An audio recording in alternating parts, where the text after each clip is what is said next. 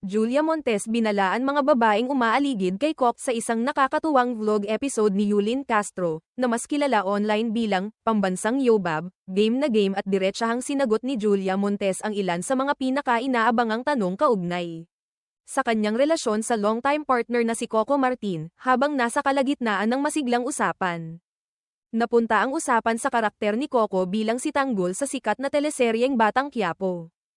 Tinukso si Julia kung ano raw ang pakiramdam na maging kasintahan ng isang karakter na tila hindi mamamatay. Natatawang sagot ni Julia, sa mga girls.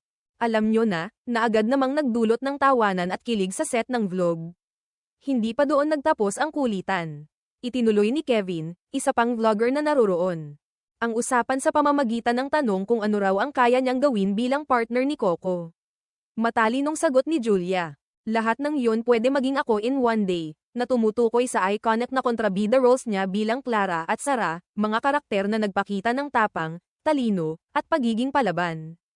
Sa dagdag na birong may halong babala, sinabi pa niya, subukan ninyong magkamali, na lalong nagpakita ng kanyang pagiging confident at mapagmahal na partner.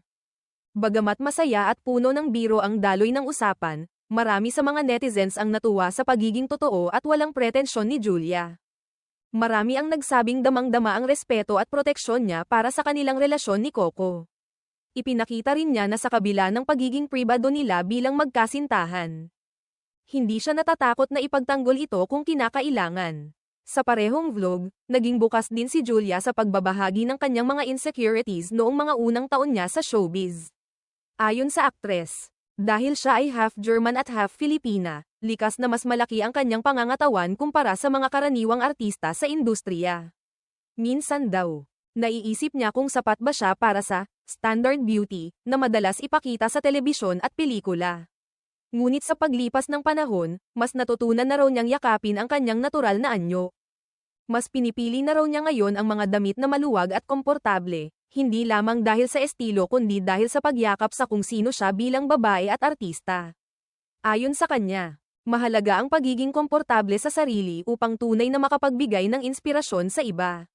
Matagal nang usap-usapan ang relasyon ni Julia at Coco. Lalo na't nagsimula ang kanilang tambalan sa teleseryeng walang hanggan na tumatak sa puso ng maraming Pilipino. Ilang taon din silang nanatiling tahimik tungkol sa kanilang personal na ugnayan. Ngunit sa kabila ng katahimikang iyon, ramdam ng mga tagahanga ang koneksyon at chemistry nilang dalawa, na tila hindi na kailangang ipaliwanag pa.